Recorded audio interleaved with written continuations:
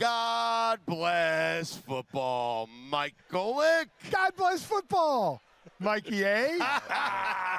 Hey, Taylor. God bless football, Taylor. God bless football.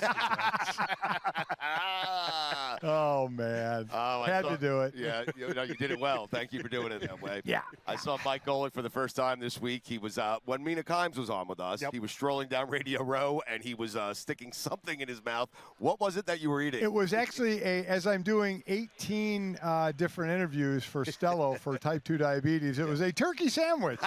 It was a turkey sandwich. What else are you promoting this week? That's it for now that I'll say. That you can say. That I can say, yeah. Oh, that is so great.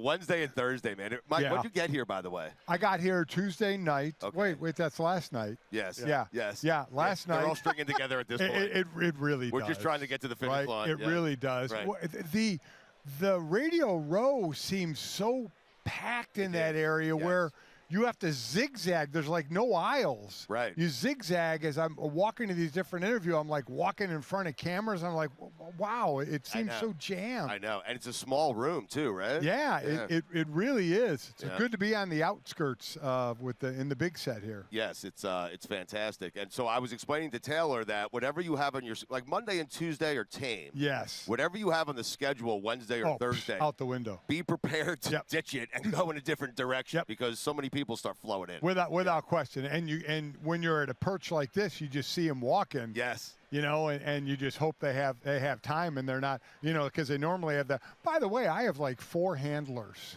Do you really? I'm staying at the Marriott. I'm staying at the Marriott Marquis, which is a 30-second walk, and they got me a car. Really? I'm like, it's going to take longer to go through security with the car than to walk over here.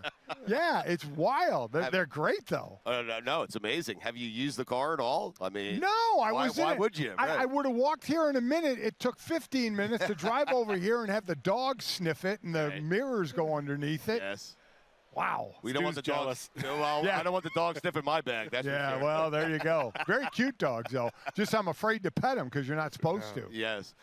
Mike, it seems like it's so weird because you have, I think, clearly the 2 best teams in the NFL, and yet it feels like people aren't that excited for this game. It's weird. The interviews that I've been doing, Stu, I've been talking about everything but the game. I know. It's like the game comes up in the last 2 minutes. It's weird. Of the interview talking about it, and you're right. These two teams deserve more respect than that. I mean, they're the last 2 teams standing. Yes. We asked Mina Kimes who has the better coach, Seattle or the Patriots. Woody Page walking by. This is what Radio Row and Super Bowl is all about. Yes, it is. We asked Mina who had the better coach. I don't think she really had an answer. Like, these 2 coaches are probably the 2 best coaches right now. Maybe Kyle Shanahan as well in the NFL, right? I mean, how does Tennessee feel? Right. Of firing Mike Vrabel. At least McDonald, it's his first head coaching gig. Correct. But, I mean, Tennessee had Mike Vrabel. And I get it. His record wasn't the best there, but still. It was good enough for Tennessee. That's exactly right. It's exactly right. Yeah. I mean, obviously, Vrabel has more experience than McDonald, but and McDonald's going to find out what it's like to lose staff as he's going to lose Clint Kubiak. Yes. Are we saying sometimes the roster matters? Is that a thing now? I would say, listen, I will always say at the end of the day, players execute the game plan. They contribute more than the coaches. But you obviously need the coaches to play the chess match. Mikey, I would say if your quarterback is Ryan Tannehill and your coach gets that guy to the AFC Championship game, keep that coach. Yeah, that's exactly right. That's fair, right? That's exactly right. Oh, God. What are you getting into, Mike? When's the cigar party? Cigar party is Thursday night. Right. It still obviously has Mike Ditka's name on it. The Gridiron Greats, what he helped start, is just it's a fantastic organization I've been happy to be part of to raise money for former players who need assistance. And Ditka's name will always be on it. He just can't travel with his health right now. So Brian Urlacher and myself have become the hosts, which is pretty wild. Yes. Thank God for Brian Urlacher, a guy like a legitimate Hall of Famer, right? to help headline. I feel good standing next to him. Mike, when you're watching Drake May this postseason, does it feel like he's almost tentative and not really trusting exactly what he's seeing? Well, I think you have to understand he's played against some of the best defenses in the playoffs alone, and he's going to do it again. And he's still a young quarterback. He's still learning.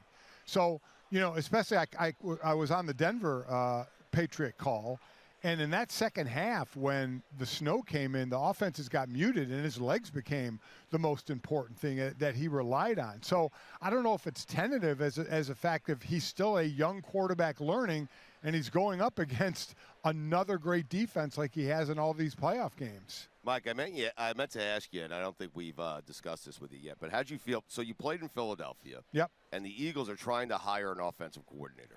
Now, they finally did. Yeah. But the reason it took so long is because apparently coordinators didn't want that job because the last guy who had that job got his house egged after a bad game. Like, the Philly fan base needs to calm the hell down. Well, that's never going to happen. I know, but I mean, it's never going to. You have to just understand who they are and accept it and either deal with it or go by the wayside. I mean, they're going to applaud you when you do well, and they're going to boo the living hell out of you when you don't. Right. And back in the day, the old 700 level of the vet, they got violent. I know. No doubt about it. So, interesting hire for Philly. Again, a young coach, would be a first-time play caller when you had Kevin Petula, who was a first-time play caller that you let go of. So, it's going to be an interesting situation. Did you see who the Jets hired for their offensive coordinator?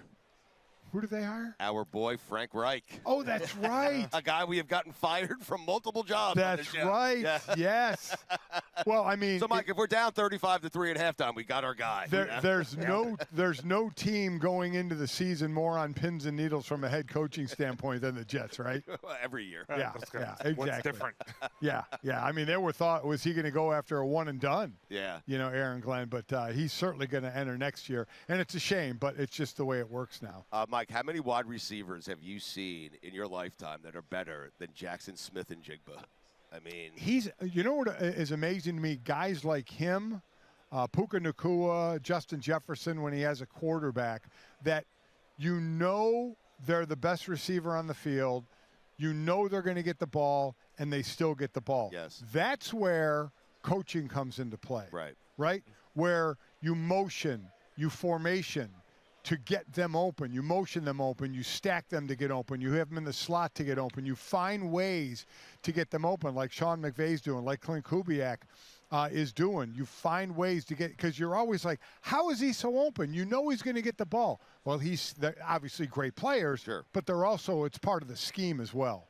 Mike, any concern with Clint Kubiak taking the Raiders job that maybe before this Super Bowl, not his full attention on this? I mean, you know what? It's the way it has to work, right? I mean, he has his time, and he says he has his full. And what else is he going to say? That his full concentration is on. I mean, dude is going to be a head coach in the NFL, even though it's the Raiders. It'd be great if he said 50% of my concentration is on this game. Yeah, I'm kind of on this game, but really looking at the draft coming up, right? And picking Fernando Mendoza. Yes. Yeah, you have to question it, but it's been going on this way forever. So that's something that's not going to change. I think Seattle's going to win and win big. What do you think? I think Seattle is going to win. I hope it's not big. You hope it's more competitive. But the defense is just so smothering on all levels, linebackers, and DBs. And Drake May has turned the ball over this postseason. Yes. Right? He's fumbled it, had some minutes, but mostly has fumbled it. But what Drake May has done well, and he did it in the second half against Denver, he used his legs. He had 27 first downs in the regular season on scrambles, which was the most of any quarterback. He's not deadly with his legs, but he can move the change, which is demoralizing for a defense. Mike, when was the last time you were starstruck at Radio Row? When was the last time you saw I don't think Mike does that. If I'm starstruck, it's not with an athlete. Of course it's not. It's not an athlete. It's me? It's like an... Sorry. I love you too. It's more like an entertainer or an actor or an actress that I would get starstruck with, not a sports person. No, of course not. When you were doing Mike and Mike for ESPN 6 to 10 a.m. every day, did you have West Coast Super Bowls and did you have to do the show? Yes. We San Diego. I woke up this morning and saw Evan Cohen at 3 in the morning. So, I'm like, what? This is crazy. Stu, we not only did shows, they were packed. Wow. We did it one in Wow, San crazy. Diego. We What? did one in San Francisco. Jeez. And they were packed. And this was 3 in the morning. Right. 3 to 7. Right. And it was unbelievable that we'd get there and there'd be a line of people and it would be Amazing. packed. It was stunning. These people are nuts. Yes. But yeah, it was, and we But it will always suck the life out of you. we never missed a Super Bowl. We always went, and we always went to a different place. Like in Miami, we went on the beach. Right. Right. But I always found being on Radio Row was where it's at. You have to be. You know, Yes. it's kind of where it's at. And ESPN tried to be different. Oh, we're going to be at a different set. But then to get someone there, you got to get them a car service, and that can be messed up. Being in Radio Row, man, that's just where all the action is. You're right. You have to feel it. You have to Yeah, feel you the, do. You really do. Yes. Yeah. So 4 handlers. Where are they right now, by the way? They're over probably looking at their watches, getting nervous because I'm supposed to be on NFL Network in 3 minutes. So they're not handling you, huh? No, I told them I'd be back in a minute. I don't think they have any idea I'm up on stage doing this. They're going to start freaking out. Yeah. All right. They're like, wait, there's 4 of us, and now one of them is handling him right now. I'm handleless. They can't wrangle in Golic. Oh, my God. All right, get out of here. All right, you have guys. to go do a hit on God the NFL bless Network. football for the last week. Yes. So nice to see you, Mike. And we'll talk to you next week, All right. Mike. Okay, and then All right. we'll talk to you again until September. My God.